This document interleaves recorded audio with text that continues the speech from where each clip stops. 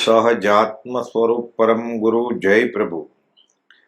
તમારો પ્રશ્ન છે કે પરમ કુપાદેવે વચનામૃત 588માં લખ્યું છે કે આચરણ સૂત્રનું એ વાક્ય શ્રુત જ્ઞાનનો સાર છે, સમ્યકત્વ સ્વરૂપ છે. આ વાક્ય કયું?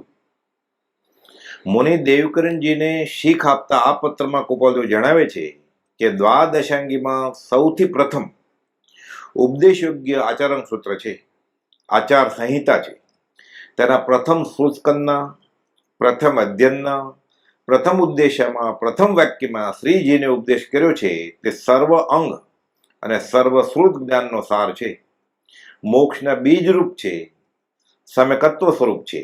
એ વાક્ય પ્રત્યે ઉપયોગ સ્થિર કરવાનો છે, પણ તે માત્ર જ્ઞાની પુરુષના સમાગમની ઉપાસના સાથે સ્વચ્છંદે નહીં. આ વાક્ય છે કે આ જીવ કઈ દિશાથી આવ્યો છે? પૂર્વ દિશાએથી, પશ્ચિમ દિશાએથી, ઉત્તર કે દક્ષિણ દિશાએથી, ઉપરની કે નીચેની દિશાએથી કે કોઈ અનેરી દિશાએથી આવ્યો છે? આ પ્રારંભ વાક્યના આશયને સદગુરુ મુખે સમજવાથી સમસ્ત દ્વાદશાંગીનું રહસ્ય સમજાવવા યોગ્ય છે, એમ વચનામૃત 775માં કુપાલદેવે બોલ્યું છે. આગળ આવે છે કે આ જીવ પૂર્વે હતો અને આયુષ્ય પૂર્ણે ક્યાંક જશે.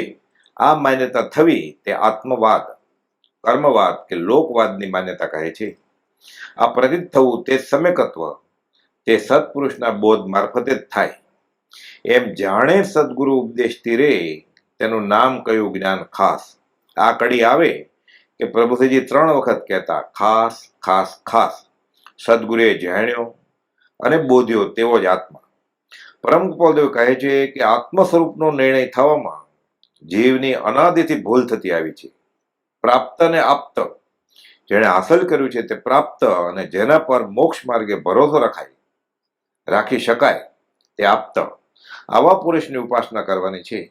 આ અંગે સ્વચ્છંદે જીવ નક્કી કરે તે છૂટવાનો માર્ગ નથી. આ અપૂર્વ ભાવનો અર્થ ઠેકાણેથી મળે એમ નથી, એમ કુપાલદેવે વચનામૃત 631માં બોલ્યું છે. જૈનેતરમાં અધ્યાત્મમાં પાયાની વાત એ છે કે પોતે શરીર નહીં, આત્મા છે. પણ આ ન સમજાયું, એ સહેજે સમજાય એમ પણ નથી. તેથી દ્વાદશાંગી રચવી પડી. આ સ્વમતી કલ્પનાથી સમજાય એમ નથી. નિજ કલ્પનાથી કોટી શાસ્ત્રો માત્ર મનનો આંબળો, અને નિજ છંદન સે ના મિલે હેરો વૈકુંઠધામ, સંત કૃપા સે પાઈએ. પ્રભુજી કહેતા ખોપશમ આત્માનોય, ક્ષયોપશમ એ આત્મા નથી. મુનિ દેવકરણજીને ક્ષયોપશમ ગણો. નિશ્ચય મુખ્ય ગ્રંથો સમયસાર અને વેદાંત વગેરે વાંચી એમ માન્યતા થઈ ગઈ કે પોતે પરમાત્મા છે. પ્રભુશ્રીજી આ મતલબનો પત્ર કુપાલદેવને પાઠવે છે. તેના ઉત્તર રૂપે કુપાલદેવે વચનામૃત 588 પાઠવ્યો કે નિશ્ચય તો સર્વજીવનું પરમાત્માપણું છે, એમાં સંશય નથી. સર્વજીવ છે સિદ્ધ સૌ, પણ એ તો જે સમજે તે થાય, અને સમજ પણ જીવને સમજેલા પાસેથી જ મળે. દીવે દીવો થાય, દીપ સન્મુખ દિવેટ આવી અડે, દીપ રૂપે થઈને ભળે જો.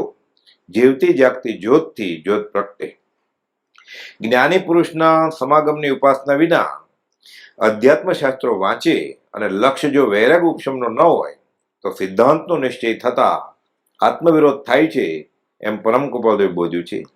સંત કબીર કહે છે, કોટી જન્મ કા પંથ થા પલમે દિયા કટાય. આ સત્પુરુષની ઉપાસનાની બલિહારી છે. જીવને મૂળમાં હજુ પોતે આત્મા છે અને તે નિત્ય છે એમ પણ થયું નથી, તો હું પરમાત્મા છું એ ક્યાં? હું કોણ છું? ક્યાંથી થયો? શું સ્વરૂપ છે મારું ખરું? કોના સંબંધે વળગણા છે? રાખું કે પરહરું? આ 6 માંથી એક પણ પ્રશ્નનો જવાબ હજુ મળ્યો નથી. આનો જવાબ સત્પુરુષ મારફતે જ મળે. વચનામૃત 693માં કહ્યું છે, વિચારવાન જીવોએ ભક્તિ માર્ગનો આશ્રય કર્યો અને આજ્ઞા આશ્રિતપણું અથવા પરમ પુરુષ સદગુરુને વિશે સર્વાર્પણ સ્વાધીનપણું શીર્ષાવન દીઠું અને તેમજ વર્ત્યા. તથાપિ એવો યોગ પ્રાપ્ત થવો જોઈએ, નહીં તો જીવ ગમે તે બાજી પડે. તો ચિંતામણી જેવો જેનો એક સમય છે, એવો મનુષ્ય દેહ ઉલટો પરિભ્રમણ વૃદ્ધિનો હેતુ થાય. પણ આપણે આ શોધ કરવાની મહેનત કરવી પડે એમ નથી. કેમ કે પરમ ઉપકારી પરમ પૂજ્ય પ્રભુશ્રીજીએ અનંત દયા કરીને હીરો પારખીને આપણને આપ્યો છે.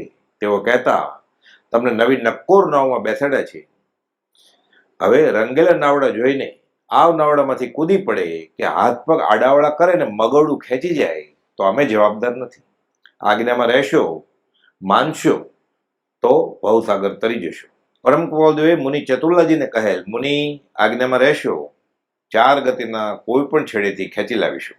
બાળ વયમાં ગુરુમયમાં સમજાવવા માટે પરમ કૃપાળુદેવે એક કાવ્ય કડી રચેલી. ગુરુમયમાં ગોવિંદથી ઉર્મા ગણો અધિક, પ્રભુ તો છે પેદાકરણ, તારણ ગુરુ નાવિક, સહજાત્મ સ્વરૂપ પરમ ગુરુ.